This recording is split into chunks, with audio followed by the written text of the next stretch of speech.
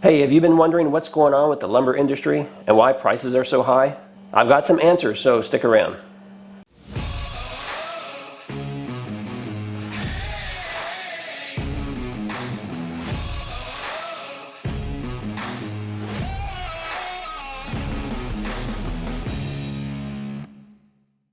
Hey, if you're a new woodworker, you may not be aware that the prices you're paying at the lumber yard are outrageous. You might think that what you're paying is just average pricing. Well, the fact is, lumber prices are up 188% since last year. Never before have we seen prices this high. So I started doing some research and looking into the matter, and here's a few things that I've learned. First of all, lumber is bought and sold. Needs are anticipated. Future orders are placed at the sawmill. And then months later, bundles of wood shows up at your retail center. You see, lumber suppliers are trying to anticipate the needs of their communities, whether it be the construction or even home centers for DIYers like us, and they place orders or contracts for certain amounts of wood. Now these orders ripple through the supply chain and eventually make it to the sawmill, where some big burly guy goes out into the woods with his chainsaw and cuts down a tree. Now once that tree is harvested, someone else has got to come along and collect it, put it on a boat or a truck, and it's got to be transported down to the mill. There it's usually cut up into larger, rough pieces of lumber. Sometimes it's left out in storage, and sometimes it's put on another truck or boat and sent further down the supply chain. A lot of this lumber eventually ends up at yet another mill where it's dimensioned down into the pieces that we see when we go to the lumber yard. All along the way, it's getting handled and stored and transported several times. That's why it takes 2 to 3 months from the time a tree is cut before it shows up as a piece of lumber at the lumber yard. So wood is a commodity, and it's traded similar to other commodities. The prices that we pay today at the lumber yard is based on market conditions of what that wood was purchased at 2 to 3 months ago. So historically, you can look at the data, lumber was purchased, and see what the retail price was a couple of months later to get an idea of what's happening in the marketplace. Now wood is purchased in 1,000 board feet bundles, and historically that pricing has been between $300 and $400 for 1,000 board feet. But what we've seen over the course of this last year is 1,000 board feet of lumber has gone up to as much as $1,050. That's a significant increase that's affecting the consumers like myself and you when we go to the lumber yard. Now just last week there was a dip in the future pricing of lumber, and I'll talk about that a little bit later in the video.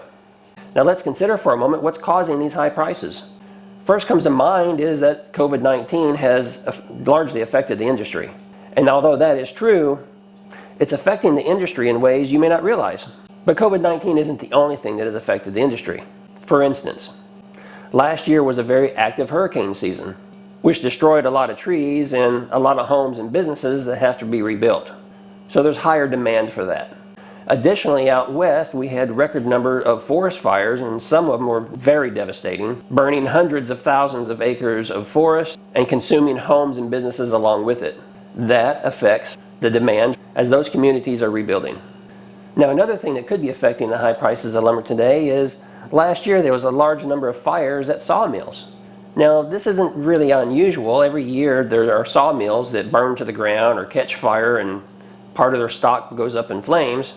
But I did see one report that indicated that there was an exceptionally large number of mysterious fires at sawmills last year, and how that could be having an effect on pricing. I'm not an investigator, I'm not in the industry, so I can't speak to how much it may or may not be affecting the prices we pay today, but it's just one small piece of the puzzle. So let's talk a little more about COVID-19 and how that's affecting the industry. Last year at the beginning of the pandemic, people started running scared and the government started shutting everything down. And we all know what a devastating effect that has had, not only on our supply chain, but on all the goods and services that we buy and need and pay for. But what's interesting is wood suppliers, looking to that future demand, anticipated that there'd be a great slowdown in construction and the need for lumber.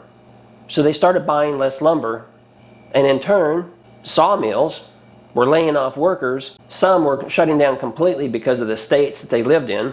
So lumber harvesting slowed significantly. That all kind of makes sense, but what people didn't realize is all these lockdowns forcing people to stay home created the new demand for wood. With all the extra time on their hands, people started renovating their homes, started doing DIY type projects. And even in our own woodworking community right here, we've seen significant growth in the number of brand new woodworkers joining the industry. People had time on their hands to go and build something. So they went to their local home centers and lumber yards, which were deemed essential at the time and remained open, started buying up wood. So this had a significant impact on supply and demand. Supply stocks began to dwindle. Prices began to rise. Now, as the pandemic dragged on, there's a couple other things that unfolded and took place that people just didn't anticipate. As businesses learned to cope with the restrictions of COVID, they discovered new ways to continue conducting business. Employees started working from home and to carry on the business of the day. As a result of letting people work from home, businesses learned a new way of day-to-day operations. Business continued and companies saw that they could actually be more profitable. So what we've seen is a dynamic shift in how large companies are starting to let their employees work from home on a more permanent basis. In fact, a recent report shows that CEOs are saying 40% of their workforce will not come back into the office. They're setting up permanent conditions to allow those employees to continue working from home moving into the future. Now think about that for a minute as we shift gears and talk about how local governments in some areas put really harsh restrictions on their communities during the pandemic and kept everybody in lockdown. People didn't like that very much. You have big cities like New York City and Los Angeles and Chicago and others that had pretty severe restrictions on their population. But with this newfound freedom of being allowed to work from anywhere, people are getting fed up and they're moving. And so over the last 6 months, there has been a significant number of relocations leaving large cities, even leaving states for more friendlier cities and more friendlier states that didn't impose such restrictions. That alone is causing a significant rise in the real estate market. In December and January are typically the slowest months of the year for real estate sales. Yet in December, real estate sales was up 19%. And in January, it was recorded 5% higher. If you haven't noticed, the real estate industry is absolutely exploding all over the country. Home prices are rising significantly, and in fact, about 20% over last year's numbers. So getting back to the lumber yards that didn't anticipate this type of home sales and the need for lumber, they're now in a position of not only trying to catch up with the backlog, but catch up with all this brand new demand. So the pandemic has affected the lumber industry in certainly more than one way. With a booming economy, a new way of doing business, people fleeing large cities for urban areas because they have the freedom to work from anywhere, causing a very high demand for construction materials for new homes, a significant rise in construction materials for home renovations, and a rise in DIYers like most of us here on this channel looking to build a piece of furniture for our home. Collectively, all of this has had a significant impact on the industry. So when is it going to get better? When are prices going to start to drop? Well, looking at future prices of lumber, there was a significant drop about a week ago. In fact, lumber prices fell about 20%. If you look at the history of lumber price over the last several years, there's been significant price increases and drops, but overall there's been an average that we've been seeing at the retail center. So it's my best guess that any significant drop in future price contracts like we saw last week where lumber prices dropped 20%, I don't anticipate that that's going to last and it'll continue to spike. Does that mean 2 months from now we'll see a temporary drop in lumber prices? Possibly, but I doubt it. Kind of like gasoline. When the price of gas goes up, it takes a long time for those prices to come back down, despite what's happening in the marketplace. Retailers know that with the future uncertainty in the industry, retailers are probably going to keep those prices elevated because they don't want to get caught off guard selling lumber at a cheaper price and then the industry goes crazy again and prices jump right back up. So I don't anticipate we're going to see a significant drop in price. Oh, if you've been watching prices closely over the last couple of months, you'll see it change $1 or $2 per board. But when we're already paying close to 200% increase, $1 or $2 doesn't make a big difference. So my advice to you, measure twice and cut once. Keep your scraps and use them for whatever projects you can come up with. I mean, who knows, before long a box of toothpicks might cost $50.